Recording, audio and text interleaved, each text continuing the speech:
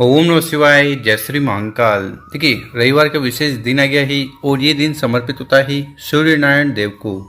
तो आज के इस उपाय में आपको 11 काले तिल के दाने लेने हैं, 2 गुड़ के टुकड़े लेने हैं और दुर्भाग्य को खत्म करने के लिए, कामना पूर्ण करने के लिए शिवलिंग पर जाकर ये अचूक उपाय कर लेना है। इस उपाय करने के बाद आपके कार्य बनने लगेंगे, जीवन के आलस्य समाप्त होंगे और धन संपदा में वृद्धि होगी। तो गुरुजी ने अचूक उपाय बताया है, कैसे करना है वो बताएंगे। उसके पहले इस वीडियो को लाइक करें, चैनल पर नए हो सब्सक्राइब करें और कम से कम 3 लोगों के साथ व्हाट्सएप पर इस वीडियो को जरूर शेयर करें, उन लोगों की मदद करें। तो जानते हैं गुरुजी द्वारा बताया गया पहला वाला उपाय। विशेषकर इस उपाय करने के बाद जीवन की सारी समस्याएं, बाधाएं और जो परेशानियाँ जीवन में चल रही है ना, वो समाप्त होने लगेगी। देखिए, इस वाले उपाय में जो सबसे पहले सामग्री आपको चाहिए वो है काले तिल। कितने काले तिल के दाने लेने हैं? तो 7 दाने, 11, 21 इस प्रकार से दाने ले लीजिएगा और वो पूरे संपूर्ण होने चाहिए। देखिए यहाँ स्क्रीन पर देखिए, ये जो एक एक दाना है ना, इस प्रकार से आपको दाने लेने हैं। इसी के साथ जो अगली सामग्री है वो है गुड़ के टुकड़े। ठीक, 1-2 गुड़ के टुकड़े आपको ले लेने हैं। साथ ही साथ आपको आखिरी में तांबे का लोटा लेना है और उस तांबे के लोटे में आपको अपने घर से, अपने किचन से शुद्ध जल भर लेना है और फिर इन सामग्री को लेकर महादेव जी के मंदिर चले जाना है। सुबह या शाम इस उपाय को आप कर सकते हो। मंदिर में पहुंचकर आपका चेहरा उत्तर दिशा की तरफ होना चाहिए और फिर आपको जो भी पूजन पाठ वगैरह करनी है वो कर लीजिएगा। देखिए, शिवलिंग के ऊपर काले तिल का उपाय करने से सारी समस्याएं, बाधाएं, परेशानी समाप्त होती है। गुड़ का उपाय करने से जीवन के अंधकार समाप्त होंगी, तेज की वृद्धि होगी और आलस्य दूर होगा। तो इस उपाय में सबसे पहले करना क्या है, उन गुड़ के टुकड़े को उठाना है, जल के लोटे में सम्मिलित कर लेना है और वो जो काले तिल है उनको भी जल के लोटे में डाल देना है। तो इस प्रकार से काले तिल वाला जल तैयार कर लेना और उसको आपको शिवलिंग के ऊपर समर्पित कर देना है। ओम नमः शिवाय श्री शिव नमस्तुभ्यम मंत्रों का स्मरण करते हुए और फिर शिवलिंग के पास बैठकर भगवान भोलेनाथ से प्रार्थना करना है कि हे भोलेनाथ, हे शंभु, हे त्रिकालदर्शी, मेरे जीवन में जो भी दुख, परेशानी, समस्याएं, बाधाएं हैं, इन्हें समाप्त करें। तो ऐसी विशेष प्रार्थना करते हुए पहला वाला उपाय जरूर करना है। अब जान लेते हैं गुरुजी द्वारा बताया गया दूसरा उपाय। विशेषकर ये उपाय आपकी जो भी कामना है, इच्छा है, दिल की बात है, उन्हें पूर्ण करने वाला है। इस वाले उपाय में क्या क्या सामग्री की ज़रूरत है देखते जाइएगा। सबसे पहले आपको इस प्रकार से चावल के दाने ले लेने हैं। कितने? 3, 5, 7 जितने चावल के दाने बन पाए आपको ले लेने हैं और वो अखंड होने चाहिए, कहीं से खंडित टूटे फूटे ना हो। इसी के साथ जो अगली सामग्री है वो है गुड़ के टुकड़े। तो 1-2 गुड़ के टुकड़े ले लेना। साथ ही साथ आपको इस प्रकार से फूल लेना है। फूल कौन सा? देखिए, कोशिश करना है कि आपको जो गुड़हल का फूल आता है ना, लाल कलर का, इस प्रकार से देखिए स्क्रीन पर, ये आपको ले लेना है। कितना? मात्र 1। और ये नहीं मिल रहे तो आप कौन सा भी फूल लाल कलर का ले लीजिएगा।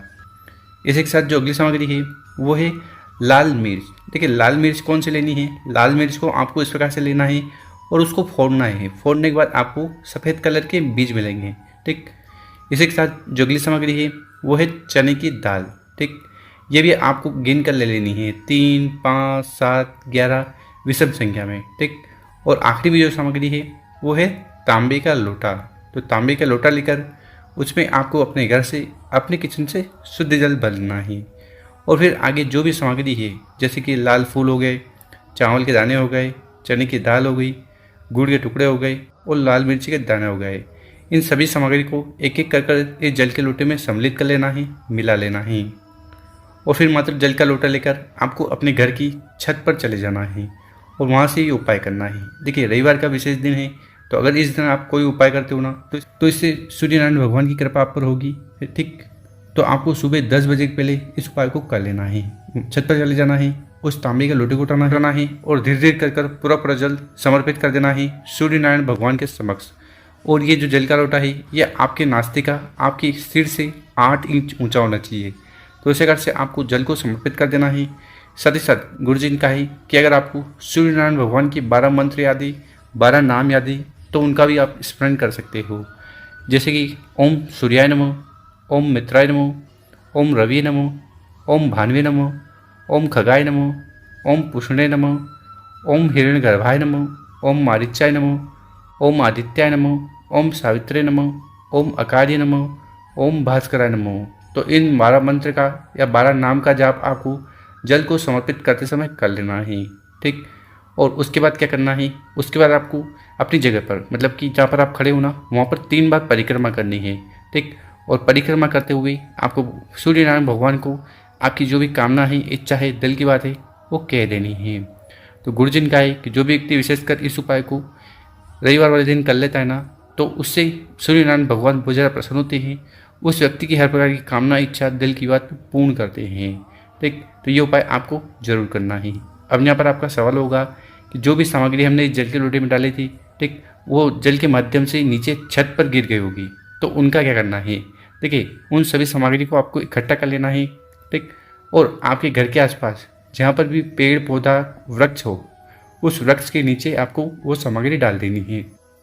तो इससे क्या होगा, जो भी चिड़िया वगैरह है वो चुग लेगी। तो इस प्रकार से आपको दूसरा वाला उपाय जरूर करना है। अब जान लेते हैं गुरुजी द्वारा बताया गया तीसरा वाला उपाय। देखिए, इस उपाय को करना है। इस उपाय करने के बाद आपकी सारे कार्य बनने लगेंगे, जीवन में सुख शांति समृद्धि आएगी। ठीक, तो सबसे पहले जो सामग्री आपको चाहिए वो है लाल चंदन। कितना लेना है, मात्र 1 चम्मच लाल चंदन लेना है।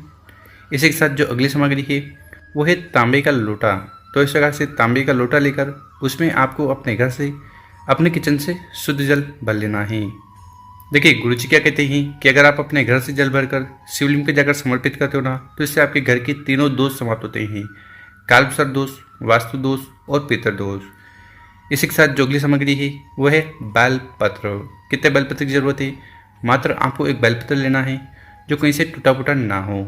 और फिर आखिरी में, और फिर इन सामग्री को लेकर महादेव जी के मंदिर आपको चले जाना है।